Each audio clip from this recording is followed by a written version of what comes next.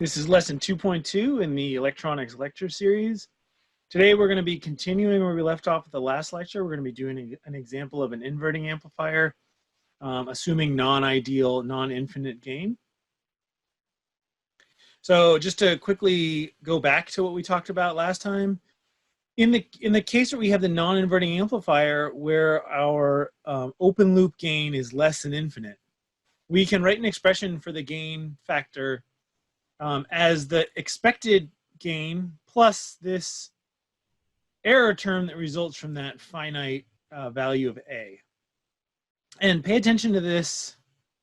We'll come back to it, but pay attention to the form of this expression here. So looking at the inverting amplifier case, the inverting amplifier case is very similar. Our analysis follows a very similar process to what we did previously. In this case, we have our voltage at the positive terminal is 0. We have a, instead of having our input connected to the positive terminal, it's simply 0. And we can analyze the voltage at the negative terminal similar to the way we did in the previous video. Now, in the book, when they do this analysis, they say using superposition, you can find this Vn. So I'm going to show really quickly, refresh what that is. What they're doing is they're taking this op amp.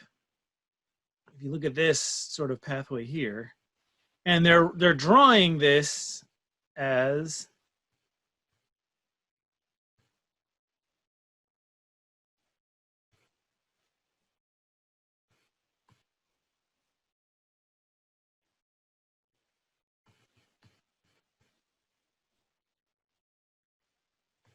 they're basically drawing this as an equivalent circuit like this. Now, the weird thing about an op amp is when we're doing op amp analysis, we have this voltage supply here. It's maybe better drawn as a sort of like a dependent supply. It doesn't matter. It's just a voltage. And that voltage is unknown. So this voltage here, VO, is, we don't know. It's a bad question mark. We don't know what VO is. But what we do know is VO was whatever was necessary to make this node right here 0 volts. So basically this node is not actually connected to ground, but it's being driven to the value of ground in this case. So this node here being Vn here, right? So basically this op amp is trying as best it can to drive this node to 0. Now it's not actually 0 though. This is the non-ideal case. So this node here is Vn. And we have to solve for this, but the difficulty is we don't actually know VO. We don't actually have a number for this. But what we can do is let's just treat this as any other circuit problem. Let's say we had a circuit problem with 2 supplies. One of the voltage supplies had a value VI, and the other had a value VO. And it was configured like this: 2 resistors, 2 voltage supplies. One technique we could use to write an expression for this voltage here would be superposition. So we could write this using, we could find this voltage Vn using superposition. And to do that, we would essentially break this into 2 separate circuits. We would say, we would split this into a circuit like this.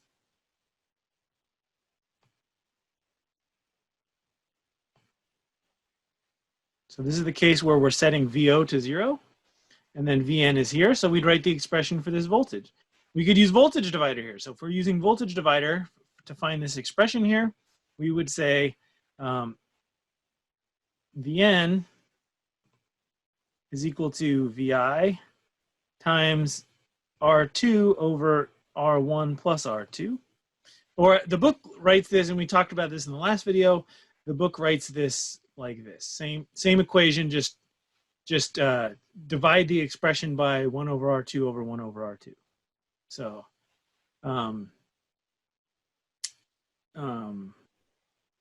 okay. Yeah, and then we could repeat this, right? Superposition, you repeat this for each source. So we would repeat this process this way.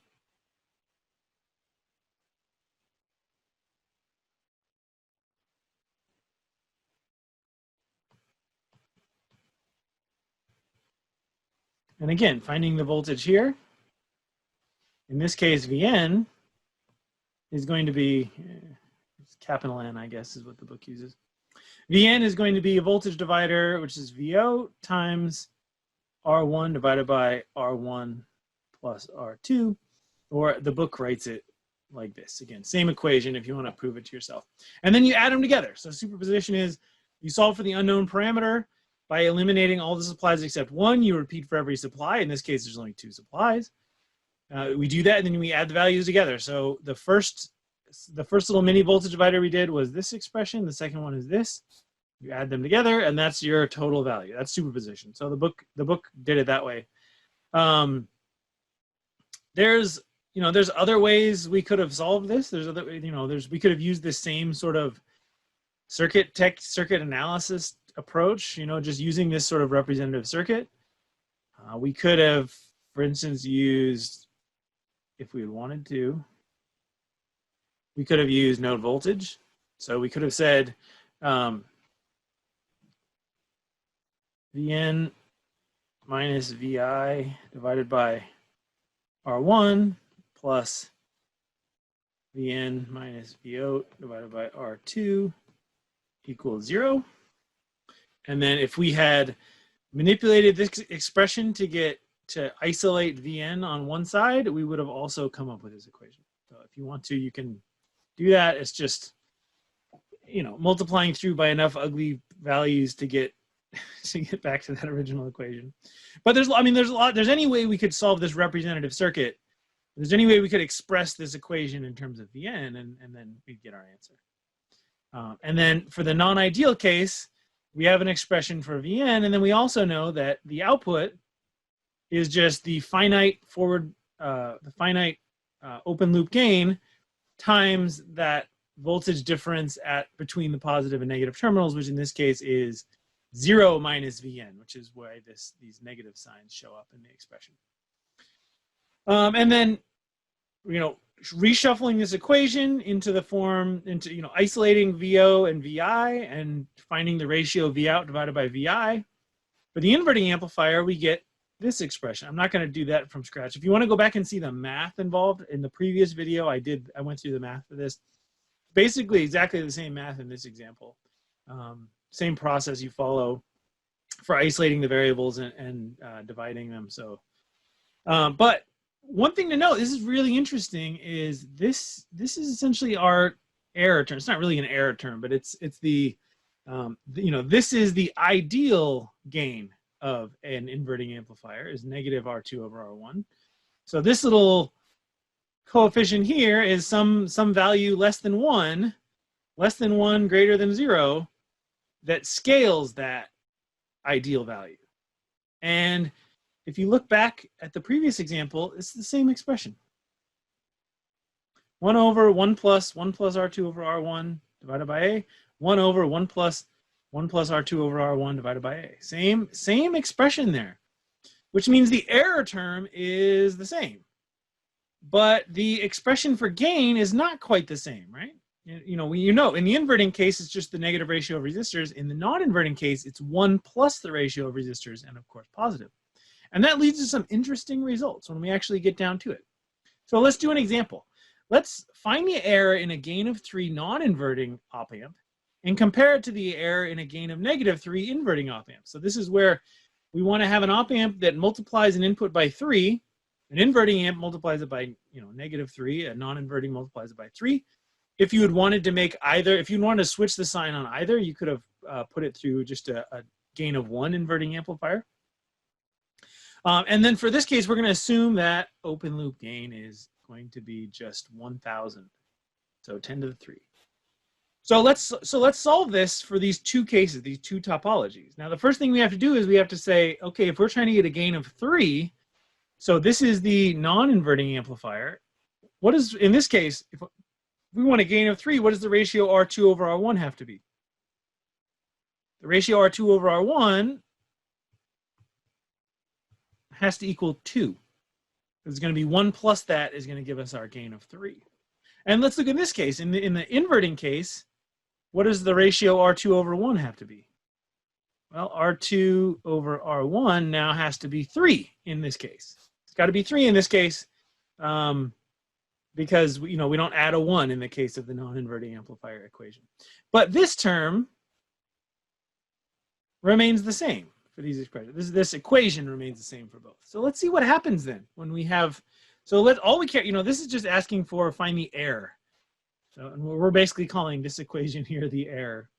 So let's solve this. So basically this is going to be, in the case of the non-inverting amplifier, this error term is going to be 1 over 1 plus quantity 1 plus this ratio R2 over R1, again, is 2, divided by A, which is 1,000. And what about in the case of the, inverting? In the case of the inverting amplifier, it's going to be 1 over 1 plus 3 divided by 1,000. So let's figure out what this is. In the first case, we have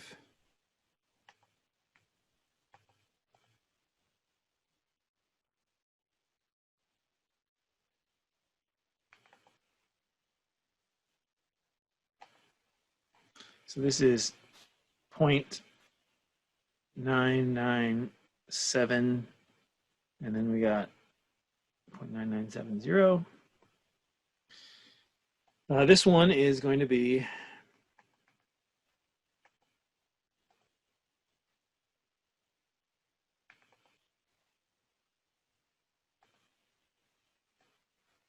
0.9960.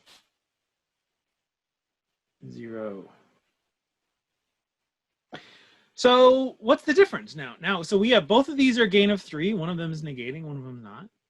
But the non-inverting amplifier has an error of 99.7%, and the inverting is 99.6%. That's not a huge difference, but it's substantial. It's not non-zero. So we have, it's that extra, it's 0.3% error versus 0.4% error. That's a big difference, right? What is that? 33% more error.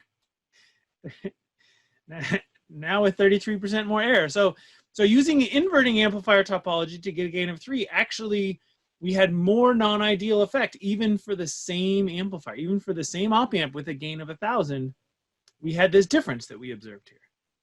And that can matter. So this is one of the reasons why sometimes an inverting amplifier is a cleaner result, because you don't have that 1 plus. Sometimes it's cleaner because people like them because they're able to attenuate. A non-inverting gain, you can't have a gain of less than 1 without dividing your input in the case of a non-inverting amplifier. But this is an issue. There is a difference in the non-ideal case is different for an equivalent gain for the two different topologies. So something to note. It's interesting. Okay. So now we're going to sort of change paces. So we just did 2 examples of analyzing op amps, taking into account non-ideal effects. So we were taking into account non-ideal gain, non-infinite gain, but still we were assuming ideal. We were assuming infinite input resistance, and we were assuming 0 output resistance for the amplifier. So it wasn't fully non-ideal. It was just the only thing that was non-ideal in those cases was the open loop gain. Now we're going to switch and just go back to ideal op amp circuits. And so basically for the rest of this lecture, we're just going to be talking about the ideal analysis. And this is basically the end of our ideal analysis is this video. Everything after this video for the most part is swimming in the land of non-ideal. But and we're also not going to belabor the standard op amp configuration. So going into this video, it's assumed you've already had basic circuits. I looked at op amp circuits, done ideal analysis on summing, difference, inverting, non-inverting amplifiers. So we're not going to go over that analysis of the ideal case of those again. But what we will mention, though, is input and output resistance. This is an important thing to note. Input and output resistance matters a lot, and the topology of an op amp circuit can change the input and output resistance of the overall circuit. So, and again, an op amp, an ideal op amp, we're assuming infinite input resistance, 0 output resistance is the default case. So now let's just look at these 2 cases. We have a summing and a difference amplifier here. So the summing amplifier is here. What input resistance do we see for this amplifier? So basically, if I'm this voltage supply, if I'm V3, what resistance do I see being connected to this summing amplifier circuit? Well, what does it mean to say what resistance does it see? It means if I'm this voltage supply and I increase my voltage, how much of a change in current do I see, right? If the input resistance that I saw was infinite, then I could increase my voltage all I want and I would see no change in current. But if my input resistance is finite, if I increase my voltage by 1 volt, I'm going to see some additional current flow into the device. So, you know, the generic case for solving the expression for input or output resistance is you find an expression that relates input voltage to input current, or an expression that relates output voltage to output current, and you manipulate the equation mathematically to get that, isolate variables, get the ratio, you know, Vn to In, and then whatever that ratio is, whatever that voltage divided by current is, that is your input resistance. Sometimes it's fairly easy to see though. Right? In this case, in the case of the summing amplifier, this node here is tied to 0. So the op amp is driving this node to 0. So this is, it's not actually, but it's basically, I'll try to draw a ground there. It's basically ground, right? It's a pseudo ground here. And so if I'm this input voltage, as far as I'm concerned, it's ground on the other side of this resistor. So as I increase my voltage here, I'm basically just increasing the voltage across this one resistor. So in this case, my current, so I3 in this case is simply going to be V3 divided by R3, you know, V3 minus 0 divided by R3, which means that my input, which means that, sorry, V3 over I3 is going to equal R3. So basically, you know, the input resistance here for V3 is R3. So that's not ideal. It is something to note. And this is true of the inverting amplifier too. If we go back to the inverting amplifier topology, you know, this node is tied to 0, but if you're the input voltage, you still see that first resistor. So you are still seeing the resistance of that first resistor for the inverting amplifier. Unlike the non-inverting amplifier is connected directly to that positive terminal.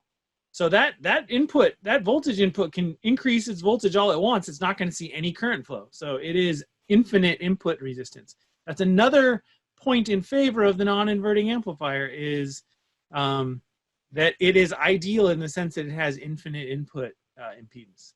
A lot of times people like to use it as like a buffer or unity gain for that reason, because you get that ideal condition.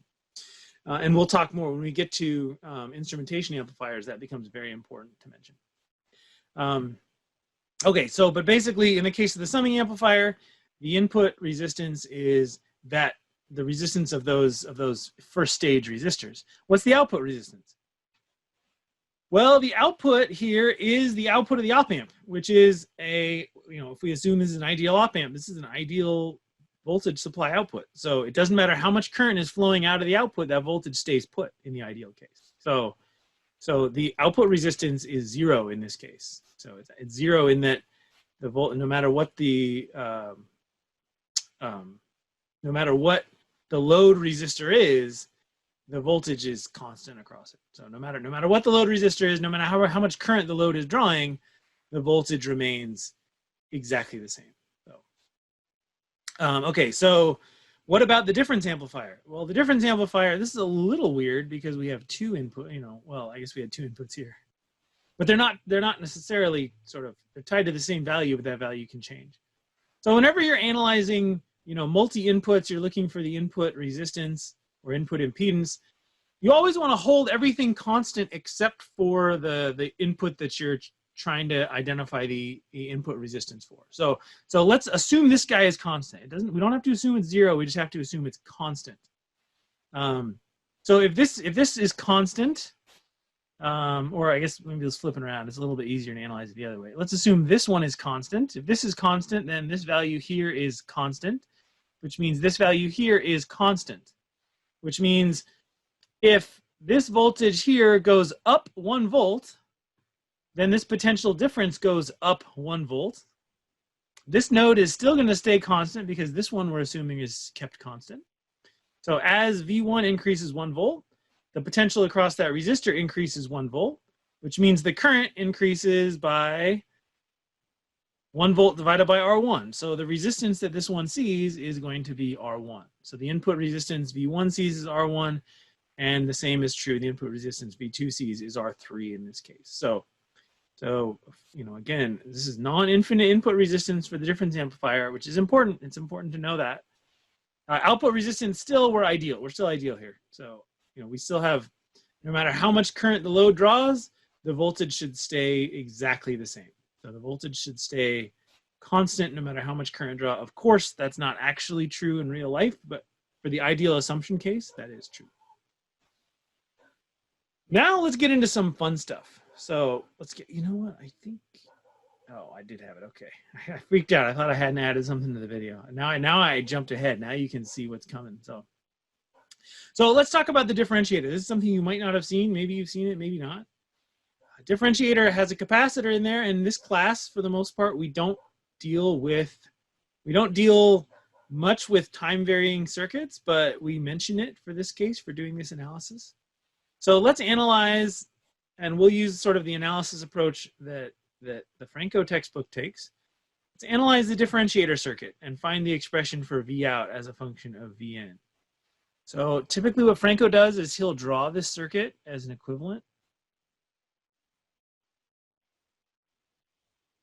So in this case, we have Vn.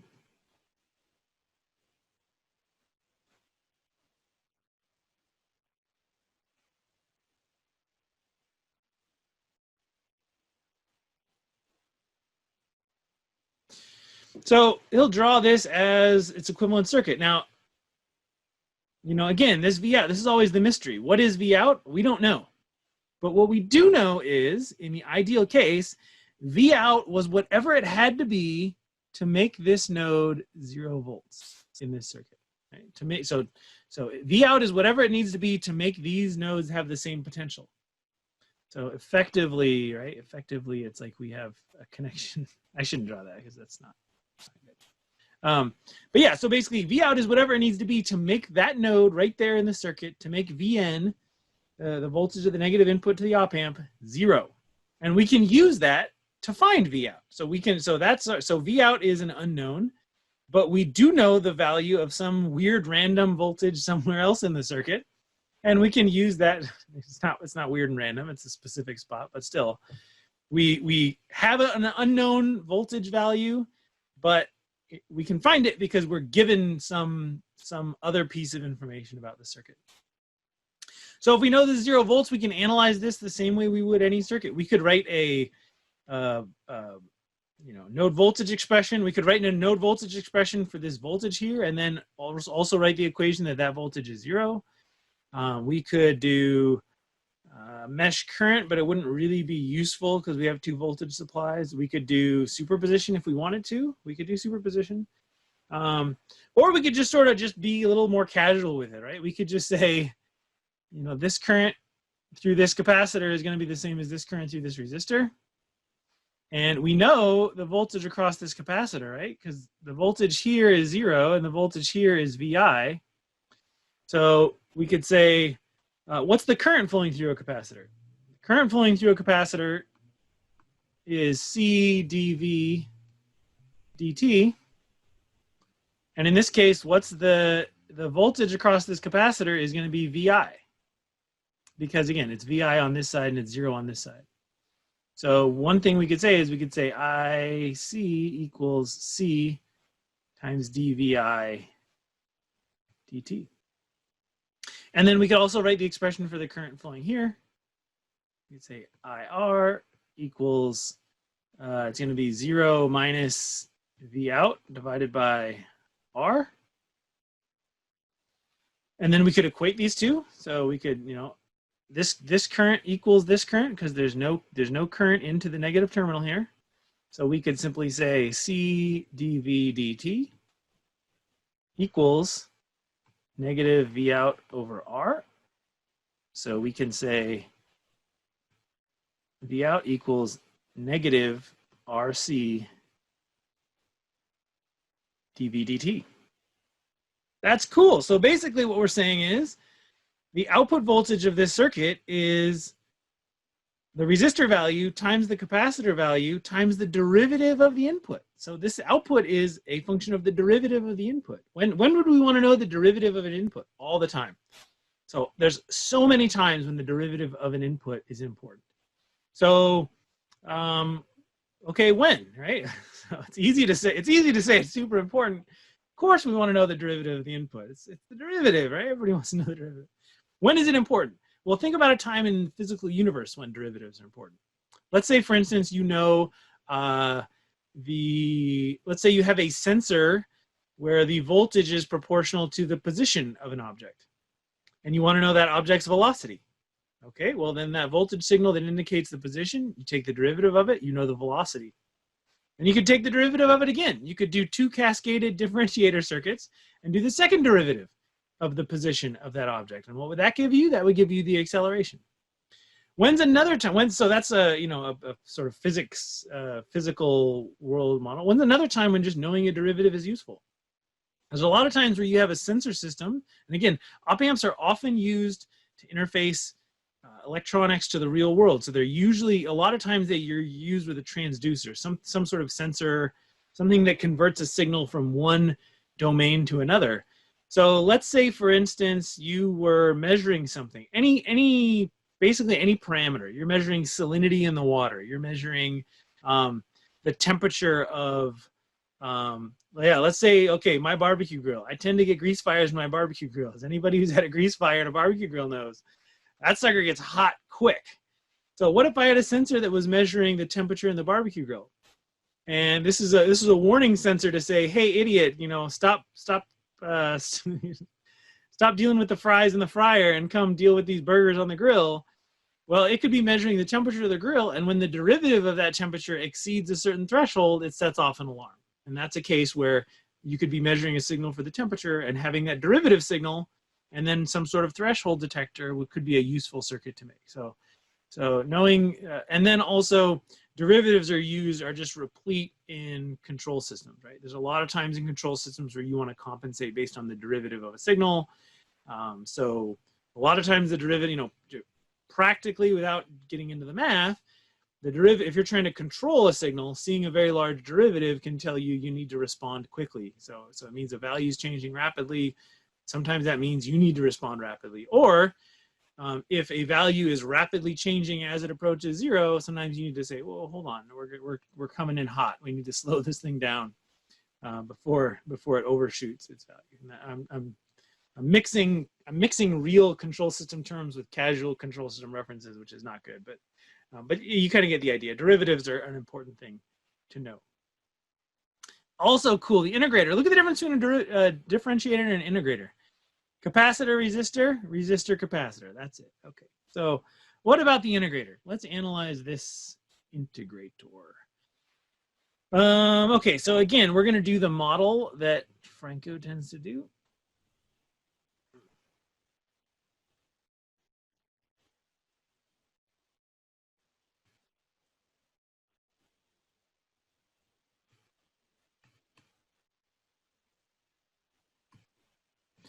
So again, we don't know V out. We don't know V out, but V out is whatever it needs to be to make this node here 0. And it's not always whatever it needs to be to make that node 0, but if our positive terminal is connected, if our positive terminal is 0, the V out's going to be whatever it needs to be to drive the negative terminal also to 0. So in this case, it's driving it to be the value of VP, which is in this case 0. Okay, so we know this thing is 0. So let's write an expression for this. How do we want to solve this?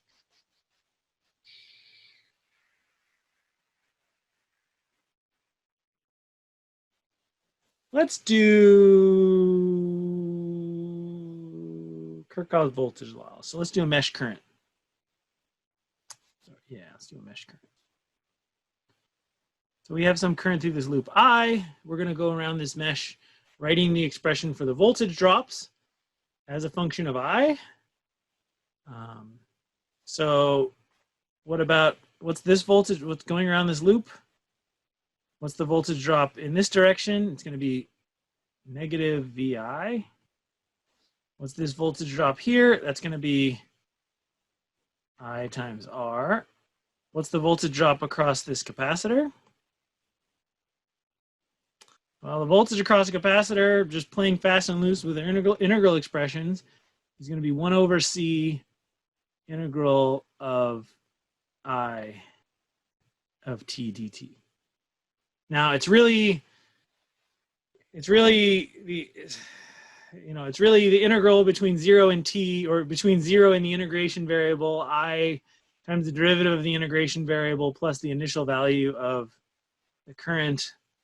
But I think, well, let's just leave it as the integral like that.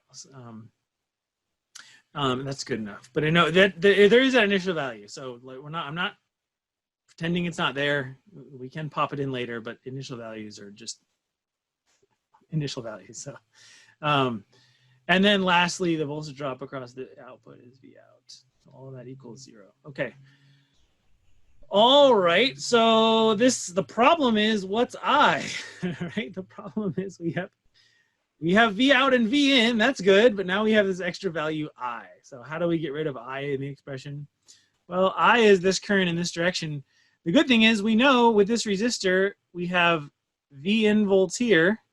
We have 0 volts here, so I is simply going to be V in minus 0 divided by R.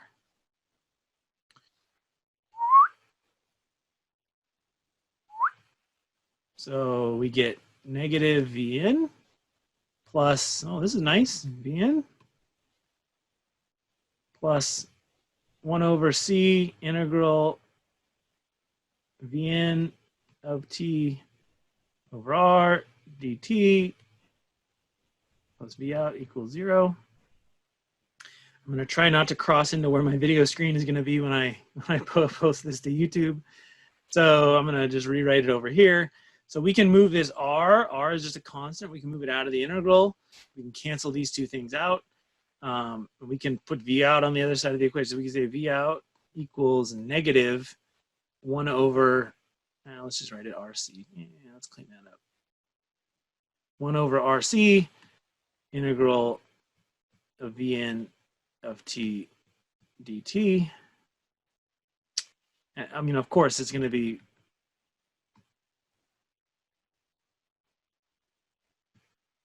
or whatever, right? Whatever, however you want to do that. Integration variable, whatever. I mean,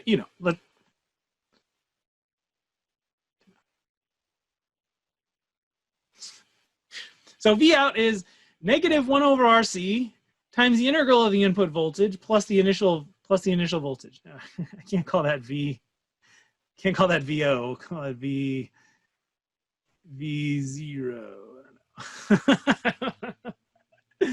I don't know. VZ, I guess, if you're Canadian or whoever else says Z. There's probably Canadians. Hey, I'm going to leave a comment, eh? Now I'm definitely leaving a comment. All right, so V out is, this is a really cool. So V out is this, just 1 over RC is just some constant times the integral of the input. So the output is, and it's negative, right? The output is negative some constant times the integral of the input. This is really cool. So the ability to have a circuit that integrates an input. When do we use it? Well, when do we want to integrate an input? Integrating an input is as cool as differentiating an input was. Integrating an input is even cooler. So the ability to integrate things is basically kind of like the ability to average things. It's the ability to sort of accumulate things. We can do cool things with integration. Why? All the time in electronics, we have constant signals. You know, I could give you could make a 1 volt signal easily. 1 volt signal, easy to make. You know, 10 volt signal, easy to make. What's hard to make is a nice clean triangle, right? Or a nice clean ramp. A ramp can be difficult to make. But if you're able to integrate a constant value, guess what? You got yourself a ramp, right? If you're integrating a constant value, you have a nice little ramp. What if you integrate a constant value, nice little ramp until it reaches a threshold, and then you switch and start integrating a negative input? Now it comes back down. Now you got yourself a sawtooth wave. Boom, right? You got a sawtooth wave generator. This circuit can be a sawtooth wave generator with just minor modifications, and you'll see that later on. Super useful, right? To be able to integrate an input. What other time do we want to integrate an input? Integrating an input is fantastic for controlling offset error. So let's say you have a circuit. Let's say you have a, you know, just again, we're playing with control systems without talking about it. But let's say you have a circuit, you have a sensor that's measuring the velocity of a car. You know, it's got cruise control. It's measuring the velocity of a car, and the cruise control has the velocity of cars set to a certain value. Well, what if it's a little bit off? What if your control algorithm is a little bit off, like you're using an op amp that's got a little bit of offset error? Well, one thing you can do is if you have just a little tiny error and a little tiny offset error, you can integrate that error and have that feed into your control system and kind of nudge the car a little bit faster. So essentially, if you're integrating the speed of the car minus the desired speed of the car, then even a slight deviation in the speed of the car and the average speed of the car from the set point speed of the car will result in this accumulated error, which can then, you know, push a servo that pushes the pedal in or whatever has to happen to make the car nudge up to the proper speed. And I mean, again, that's control systems using integration to correct offset errors is a very common technique. It's standard control system design. When else would you want to integrate things? So one cool thing that a lot of circuits do is a lot of times we want to measure a current. Like let's say we want to measure a current or a voltage, and you know, measuring a current or voltage can be difficult to do across multiple orders of magnitude. So it's very difficult to build a circuit, for instance, that can measure, you know, nanovolts and also measure kilovolts. You know, I haven't seen any circuit that can measure nanovolts or kilovolts. Some multimeters could probably do it, some expensive ones. And what they do is they have like relays internally. You'll hear them clicking, right? They have relays internal. They're switching between lots of different circuits that can measure different scales of values. But, you know, we're not good at measuring things like voltage over many orders of magnitude. But what's something that we are good at measuring over many orders of magnitude? Time. Time is something that we are very, very, very good at measuring over many orders of magnitude. My watch, to show off my fancy, you get to see what time. Oh, you get to see what time. You know what time I'm making this video. My watch can measure time to the microsecond, and it can also measure time to the decade.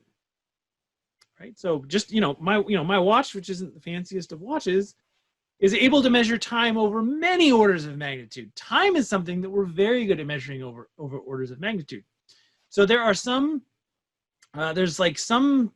sensor devices that measure voltage and current with what's called a sigma delta amplifier, which is basically a device that converts a signal into a series of pulses. And so the time between the pulses tells you the magnitude of the signal. And this is a very easy way to measure voltage or current over many orders of magnitude by taking it, converting it into a time, and then measuring the time between pulses. And they do that with an integrator. So basically you have an input voltage, just like this. The bigger this voltage is, the faster this output is going to increase. And what you have is you basically have, you can basically build a circuit where as soon as this voltage exceeds a certain threshold, it discharges this capacitor back to zero. And so what will happen is your input will charge the capacitor. The output will increase until it reaches a threshold, and then boom, it'll all reset back to zero. And what you can do is you can just count the time between those reset pulses. You can count the time, and you can get a very sensitive measurement. Anyway, that's one of the uses for integrators. But they're all over the place. Integration is something that we use has many physical meanings. Let's do the opposite, right? Let's say you have an accelerometer. A lot of times it's easier to physically measure acceleration than it is to physically measure velocity. You've got an accelerometer, you want to know velocity, integrate. The downside of integration is integration really exaggerates errors. So if you're integrating something and that something has an offset error, the integration is going to really mess with that. So if you want to actually integrate acceleration to get velocity, that acceleration either has to be perfect with no offset, and your amplifier has to be perfect with no offset, or you have to just recognize that as time goes on, your velocity value is going to lose its reliability. So you have to have some boundaries on that measurement. So anyway, okay, I'm getting a little off track here, but integration is cool. Integrators are cool. I wanted to show you this, then we're not really going to talk about it after that. The last thing I want to talk to you about, the last circuit that's probably one that you didn't see when you did sort of a basic circuit analysis class, is what's called the negative resistance converter, or NIC for short. Why NIC? Well, it's a negative impedance converter. It actually doesn't work only for resistances. It works for capacitances and inductances too. So a negative impedance converter is a really nifty kind of thing. So let's dig into what this thing does. Okay, so one thing to note is, don't worry too much about this right now. So we have basically a voltage input connected to the positive terminal. The op amp is going to force this to be V, right? So what circuit is this? This is just a normal non-inverting amplifier, right? So a normal non-inverting amplifier where the output voltage is just 1 plus this ratio of resistors times this input voltage. But here's what we've done though, is we've now added a resistor between the output and the positive terminal. Does that change? Does adding that resistor change any of our assumptions about this? No, it's still a voltage supply connected directly to this terminal. So that positive terminal still has to just be V. It's, the voltage of the positive terminal is still V. The voltage of this node is still V. The output voltage is still 1 plus R2 over R1V. But what's the effect of adding that resistor? Well, the effect of adding that resistor is you're going to get a current flow. So you're going to get some current flow. Rather than this input voltage just being connected to an infinite impedance or infinite resistance input node, now there's a way for current to flow. So there's a chance this supply will see a current flow, a change in current as a result of a change in voltage. And that, as you know, if you see a change in current, when you change your voltage, that's known as a resistance, right? As an input resistance or an output resistance, depending on which direction you're measuring it. So in this case, let's analyze what that input resistance is going to be now. And again, to find input resistance, we find an expression for the input voltage and input current. We separate variables, find the ratio of input voltage to input current, and that whatever that term is, that is our input resistance. So in this case, what's this current flow, this current I? Well, there can be no current flowing into the positive terminal here. So whatever this current I is here, that's also going to be the current here. So the current through this resistor, is the voltage on this side minus the voltage on this side divided by R. The voltage on this side is just V, so it's going to be V minus the voltage on this side is that. So V minus 1 plus R2 over R1 V divided by R equals I. Okay, so now let's kind of clean this up a little bit. So we have I should have done this a little better. So we have up here, we have V1 minus 1 plus R2 over R1 divided by R equals I. So what is this? 1 minus 1, but the minus carries through, so that's a negative. So this is a negative R2 over R. This whole thing is negative R2 over R1. Okay, divided by R, so we can just clean this up and just put the R here. Sometimes, if I could give myself any gift, it would be the gift of nice handwriting and the ability to draw things. I've never been able to draw things. I've never had good handwriting. It's to be fair to me, I'm writing on a tablet, which is not always great, but my handwriting is atrocious anyway. I've tried. I can write neat, but it's so slow. I'm not good at it. I'm not good at drawing either. So I'm good at everything else, literally everything else. I've never water skied, but I'm pretty sure I could water ski. I'm just that good at everything else. Just not handwriting. That's all. It's my only flaw. Okay. So let's reshuffle this as an expression for V over I. So to get V over I, we're going to divide both sides by I and divide both sides by this whole whopper. So V over I is going to be 1 over R2 over R times R1. That should be R times R1 over R2. Oh, negative, negative, negative. Okay. It turns out that negative is important because, yeah, so basically, what do we get? The ratio, the input resistance is negative R times R1 over R2. What does that mean? Well, it's pretty obvious to see what that means. There's a negative equivalent resistance, and it's pretty obvious to see why that is. Let's go back to this circuit. Let's go back to this circuit. And right, if we're this V here, if we increase our voltage, if this voltage goes up, then this voltage goes up. But this voltage here is an amplified version of this voltage. So this voltage here is this voltage amplified. So if this thing went up, if this side voltage went up little arrow, this side voltage goes up big arrow, right?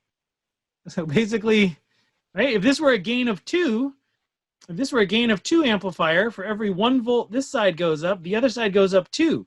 What does that mean? It means that as we increase this voltage here, we're going to force more and more current the other direction. So the bigger our input voltage gets, the more current gets shoved back in our face. That's the opposite of resistance. That's the reason that we end up seeing this negative resistance value. But negative resistance can be extremely, extremely useful. How many times in your life have you thought, oh, I've got this circuit, but this one part of the circuit is too resistive. I'd like to take out some resistance. All the time, every day, all day, every day. So, I mean, you know, it shows up, right? But this is a really nifty thing to be able to do. And again, the cool thing is this doesn't just allow you to subtract out resistance. This allows you to subtract out impedance. So let's say I have something and it's too capacitive and I want to make it less capacitive. I can subtract out capacitance from something using this type of a circuit. Now there's no free lunch, right? This is a powered circuit, right? This is an active, this is an amplifier that is actively, you know, controlling the signal here to result in this behavior. So it's not like we're just, you know, taking out a capacitor for free, or it's not like we're taking out resistance for free. We're paying for it. But it's still neat. It's a very simple tool to be able to do that. Essentially, if I ever, you know, if I have, say I have an 85 ohm line and I want it to be a 75 ohm line to do impedance matching, well, I can take my 85 ohm line, you know, forget about this guy, take my 85 ohm line, connect it here, connect the output all along with, you know, so just put this whole thing, insert that in my circuit, and choose the right values for R and R1 and R2, and boom, I got negative 10 ohms. I just inserted negative 10 ohms, and now this pathway is equivalent 75 ohms resistance. Neat stuff. So negative resistance converter, I love it. There's a couple problems in the homework, or at least one problem in the homework that does something similar to this. So really nifty, really fun, really interesting to think about. It kind of, the first time you see this, it's like, whoa, that's cool. So hopefully you enjoy the negative resistance converter as much as I do. I will see you next time.